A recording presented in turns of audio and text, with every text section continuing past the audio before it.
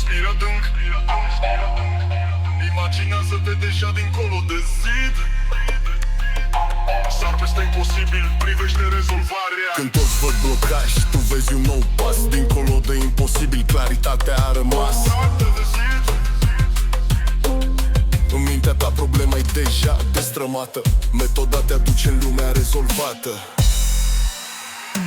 Sar dincolo, privește totul deja creat.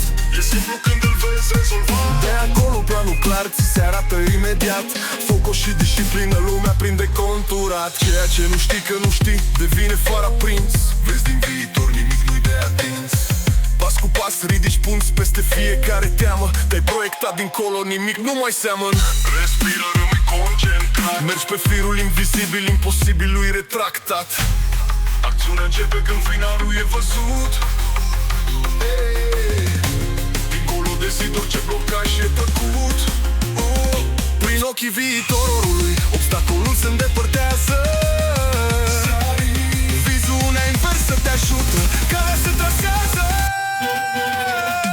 Sar dincolo, privește totul deja creat. Frica dispare când visul e activat. De acolo planul clar ți se arată imediat.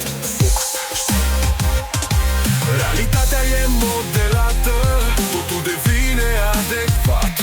Acesta e saltul. Să vezi posibil, vezi lumea rezolvată. Ai descoperit soluția privind din partea cealaltă.